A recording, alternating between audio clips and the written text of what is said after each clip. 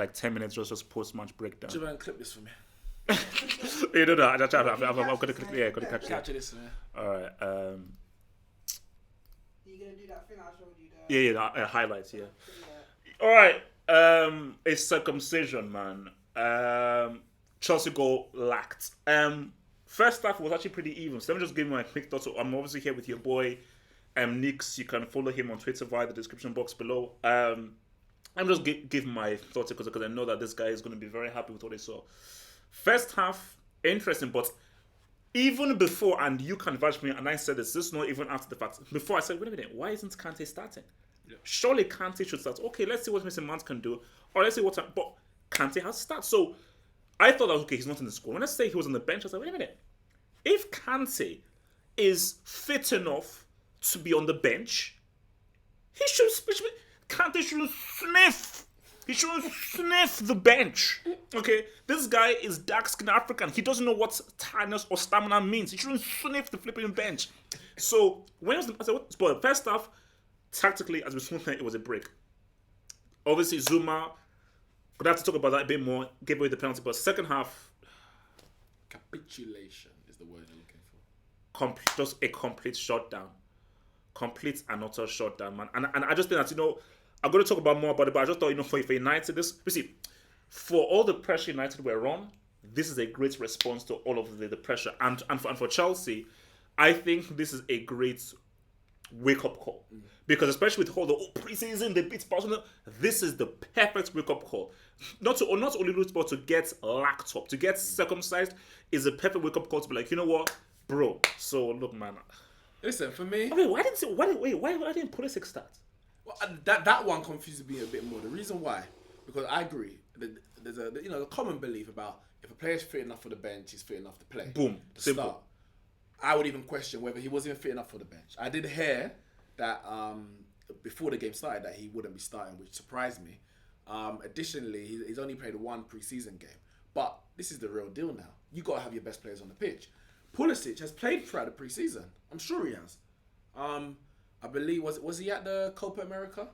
No, Copa America. Gold Cup. Yeah, Pulisic. he was. Yeah. So maybe his preseason was slightly delayed, but you gotta just play these, man. You have to. I think you have to. But that one surprised me more than the Kante one. But I think in the first half for us, listen, the game finished 4-0, innit? I can't. Like it's hard. When you're looking at it, you'll say, what went wrong, but. I'm not saying we were lucky to win 4-0, but we were lucky to go in scoreline. But did you think the scoreline reflected the 90 minutes? Or do you think... No, it didn't reflect 9 minutes. It definitely reflected the second half because Chelsea capitulated. Yeah. Up until, let's say, the second goal, Chelsea on the footballing side were the better team. Chelsea, no. And it's not saying that Chelsea played great football because Chelsea were very sloppy as well. Yeah. But I think we were more sloppy. And when on the ball, Chelsea created the better chances. A lot of our chances were individual aspects or error from Chelsea. Chelsea's passing and play, whilst there are individual errors that come into it, Chelsea, created their chances. I think when we scored a second, that would have hit them hard because they're like, we were the better team. The next goal must be ours. And then the second came, the third, and it was No, because I know, and this is what scares me about Lampard, is that it looks good. And that is where you have a lack of experience as a manager because people will like, and this is what I hope Chelsea fans don't do, 100% Chelsea blue. They say, oh no, look, there's some good stuff here, some good stuff too. No, that is being naive. You have to have a structure. You have to have a midfield structure. You have to have some solidity. So yes, there's some nice stuff in the first half. Yes, so it's a creativity. The movement was nice. But bro, it's about winning. Well, I said it's about winning. And look, I get it that this is supposed to be a write-up and everything. I can't have Chelsea finishing 10th or 11th, bro. I can't have Chelsea getting licked by Bournemouth. I can't have Norwich coming to Stamford Bridge and saying what's up. Timmy Pookie. But no, because I said, look, if Chelsea don't beat Liverpool on Wednesday, I'm gonna have to take a sabbatical. You're gonna have to take a sabbatical then, because Chelsea aren't beating Liverpool Wednesday. Listen, I hope you do. As a Man United fan, I hope you beat Chelsea on Wednesday. So But Chelsea's- Maguire, but Saka, talk about Also, the but things Chelsea's I don't issue for me this season will be their lack of finishing prowess. Last season, Hazard. It's one game, man. No, Don't judge Tammy Abraham on one I'm game, not judging bro. him on this one game. Last season, Hazard's quality mask, and I say mask, it was evident, but it was able to get you through certain situations where your striker's supposed to do that. Hence why Sarri brought in Higuain in January, expecting Higuain to do something. We all knew that wasn't going to happen. But this season, you've got Tammy Abraham, Olivier Giroud, and Michy Batshuayi. Neither of them are top level goal scorers. Tammy Abraham scored 20 odd goals in the Championship. I think about 10 of them were probably penalties. I'm not saying he can't score goals, but if you are relying on him to get you success this season, it's gonna be a long season. Okay, so you don't think Batshuayi can get 20, 25? Not in the league. In all No, not even in all competitions. Not even. Listen, people like to get 25 games, let alone 25 goals. Why you hate him, man? Why you hate him? Batshuayi.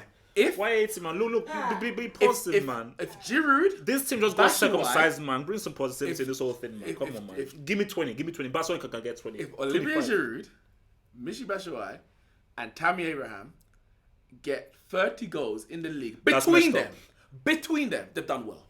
And I ain't hating. I like Giroud. That's But messed up. Giroud don't score That's messed goals. up. That's messed up. Giroud No. was one of France's best 30 goal scorers. 30 between three? Best players in the World Cup. But he scored 0 goals. That's the Giroud you're getting. Giroud don't score goals. Batshuayi is decent at best. And Tammy's unproven. He could come and shock me and go and back and get the golden boot, but I can't see it. And as far as our defense, I would say the two signings who started, they were arguably, not even arguably, they were probably our best players up until the point that we then scored 3 in very quick succession. Because our midfield was being bypassed time after time. So they were having a lot of defense to do. Thankfully, because of their quality, it meant that in recent past, it would bypass the midfield, bypass the defense, and David De Gea would put on a man of the match performance. At least David De Gea didn't have to put on a man of the match performance today because the likes of Maguire were able to get those blocks in, head the ball, and when Wan-Bissaka was Spider-1 in it. Defensively, show me a right back in the Premier League defensively. No, don't worry. No, but okay, before I just talk about United and I'll go to a bit about Chelsea. I think, like, again, I can't fully judge United by this game because this isn't the best attack United are going to face by a long way. They're going to face far better attackers. Yeah. And I'm not even talking about... And far better midfield. But basically, yeah, so the team that United faced... Because actually, my thing about it is that maybe Solskjaer used this very open tactic because he knew he was playing a rookie with a team who didn't really have guys, and there was no Zad as well. So, but I thought, for me, I think I agree with you. Maguire and Bissaka, I thought they were probably the best players because this was a kind of game where it was about the defenses. The midfield and attacks were given with the ball was too open. Yeah. So, I think for me, it's like, see, Mason Mount looks interesting. He was alright. He was alright. So for me, I don't want to judge him too harshly because this loss ain't on him. So it's interesting, but I think that there is a lot of figuring out to do because I think I like this because it's like preseason is just fun. It's fun on games. Yeah. Preseason is fun on games. So it's about fitness, really. It's about fitness and just having an idea of where this is now where it's counting. This is now where it's real. So look, that first half there was stuff that was promising there. Yeah. And in games like this isn't the end of the season. This is a 1-1 game. So it's all about if they can. You have to take your chances. See, what you don't want. This is the danger. Oh man, we played so well. We were unlucky. Yeah. You're not unlucky. Nah. The chance was there. You take it or you don't. You take your chance. Chances don't win in games. Goals win games. 100%. Okay, book it. So I think the only way you're unlucky is if the referee makes an error. And with VAR now, those errors are probably wiped out. So you can't got no one to blame but yourself. You have to be, so I think, I just think that, you have to just look at those two halves. This is where, see, Lampard, this is a great learning experience for him now.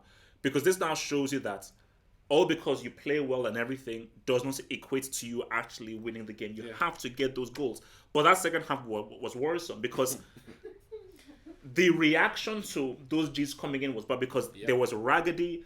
There was nobody to hold it through, and that showed that Kante is in. If Kante is 20% fit, he's suffering from an illness, and he has a flipping nuclear device stuck in his head. Play that, dude. But hope it's more than just the ability of those players in terms of what Kante can bring on the pitch in terms of his ability. They lacked leadership. because when you lack leadership, you capitulate when you're playing better and you have a deficit, like you concede a goal. That hits you. But if you got a leader, you gather the troops again, you go again. Now, I ain't rating David Luiz a defender. And we know what happened with Germany when Brazil capitulated 7-1. But he's a leader. So if nothing else he will bring, or he can bring and has brought to Chelsea, is being able to galvanise the team. You're 2-0 down. 95 seconds later, 3-0. And after that, Chelsea were pretty much out of the game. Like, I think that they lacked leadership on the pitch. And arguably, again, I'm not going to judge Lampard on this one game. But one could argue, did they lack leadership off the pitch as well? What was happening at that point when the second goal went in? Guys, all right, we need to just settle a bit. And that's what, for me, I say David Luiz, I believe, is a brick defender. He's not a brick defender, but he's a leader. Yeah. And he has character. And I don't know, I'm just spitballing here. Did the way David Luiz leave, did this somehow affect the team's psychology going into the game? Who knows? But I just think it's possible because wasn't he playing during the preseason? No, It wasn't. He might have been, but see, my thing about after the which game was it?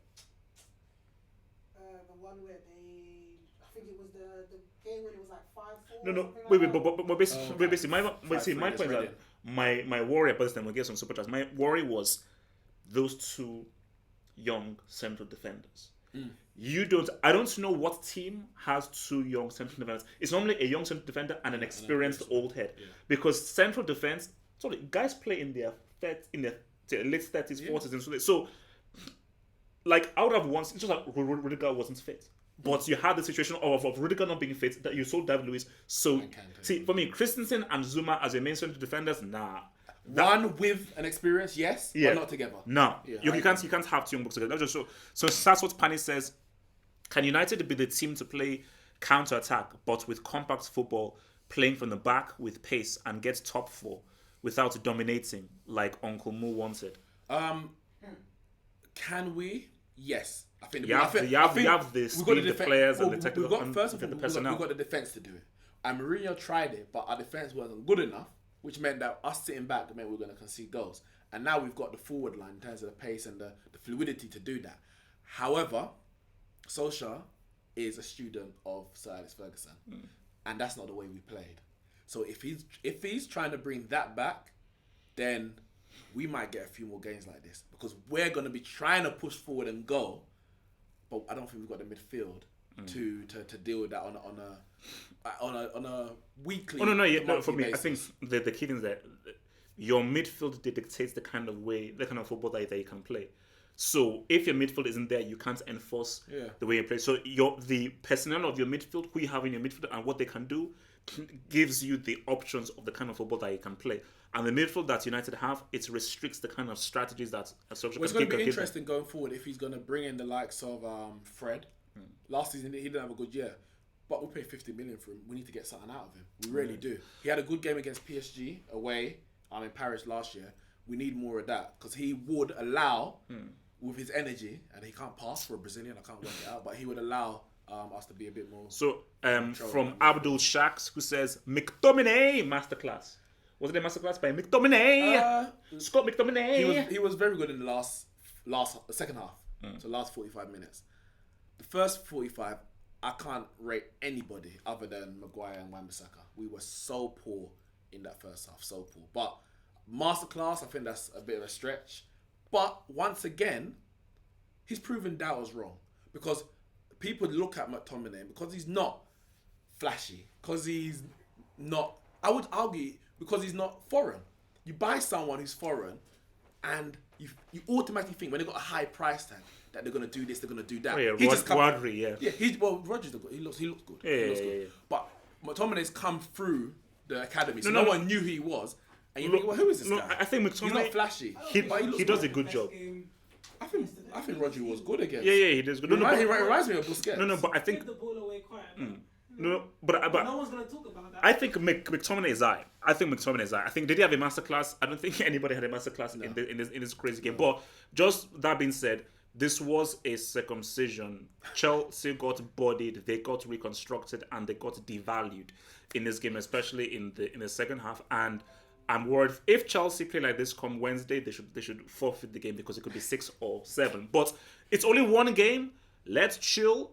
And yes, that was an amazing pass by Labil. See, that's what. Let me just end it with this. That's what Labil does. He had a pretty crap game. Yeah.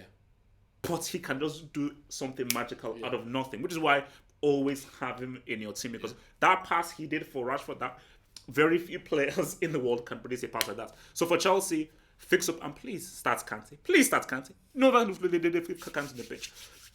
So